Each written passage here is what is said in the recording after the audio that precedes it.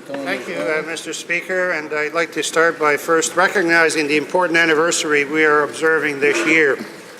On July 27, 1953, a ceasefire was finally brokered on the Korea Peninsula. With the beginnings of the Korean War armistice, two bitter foes agreed to put down their weapons. 60 years later, we still remember the more than 26,000 Canadians who served courageously on land, at sea, and in the skies during some of the most brutal and bloodiest fighting of the Korean War. Approximately 7,000 Canadians continued to serve there after the fragile ceasefire was reached. And as we sadly remember, 516 brave Canadians made the ultimate sacrifice so that the world might one day know peace. Despite all of this, Mr. Speaker, the Korean War has long been viewed by many as the forgotten war. And that is why our government sought to correct this wrong by making this year, 2013, as the year of the Korean War veteran. Hear, hear.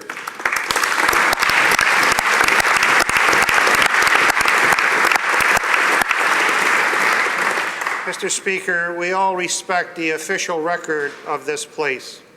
Every word we speak in this House is captured indefinitely by Hansard.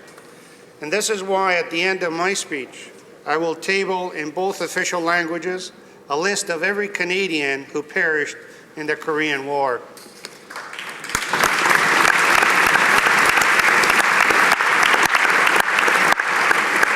I do so with the hope that all Canadians will know the names of those who made the ultimate sacrifice, that their names will be enshrined in Hansard for future generations to come.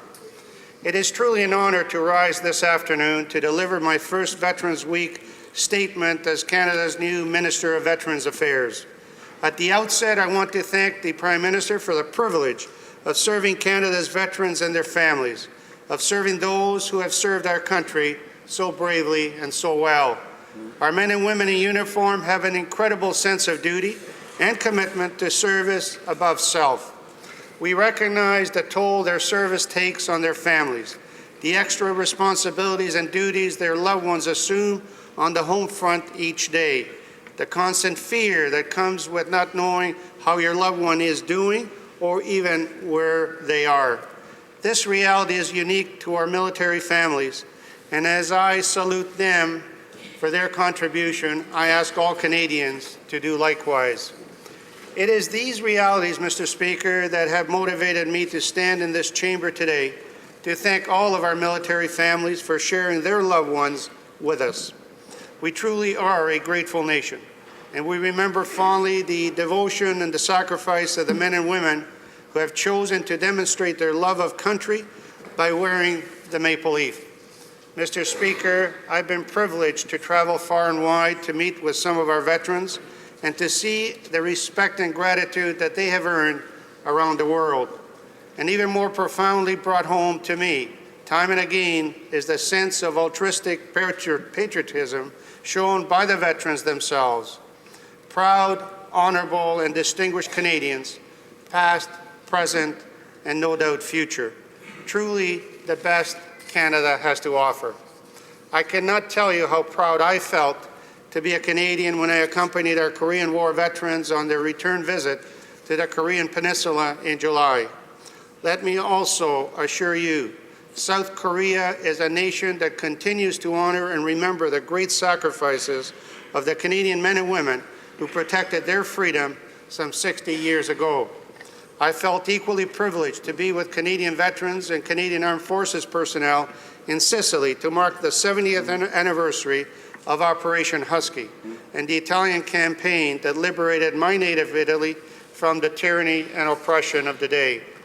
Just as importantly, I've been meeting veterans and their families here at home, in their own communities, from coast to coast, in places like Calgary, Edmonton, Winnipeg, Toronto, London, and Sarnia, in Fredericton, Halifax, Charlottetown, and Vancouver.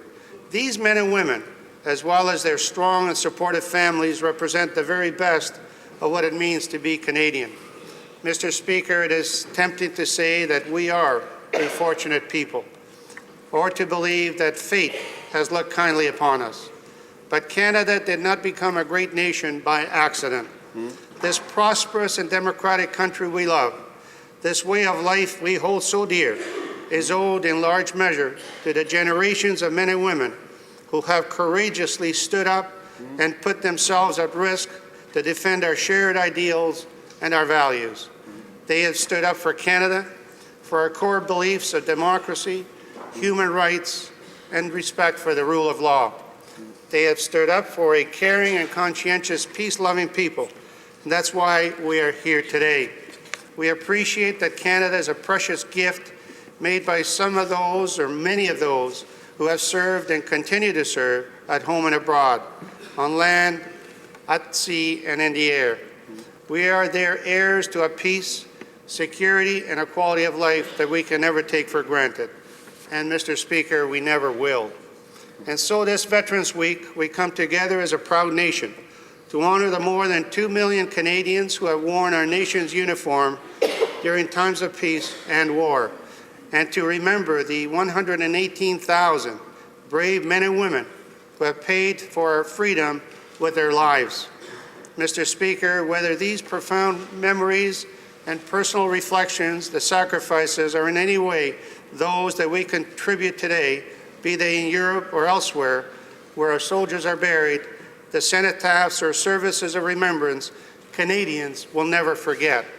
One such profound reminder recently was at a Royal Canadian Legion General Wingate Branch 256 in Toronto, honoring the sacrifice of Canadian Jewish World War I heroes, during which Mr. Murray Jacobs, past president, captured the significance of the day, and he said something that was reflective of the weather, the temperature, and the climate conditions that we were there under. And he said, we are reminded that the rain is really teardrops as we remember our fallen brethren. Mr. Speaker, that is our history, our proud military heritage that even predates our nation itself. This is who we are.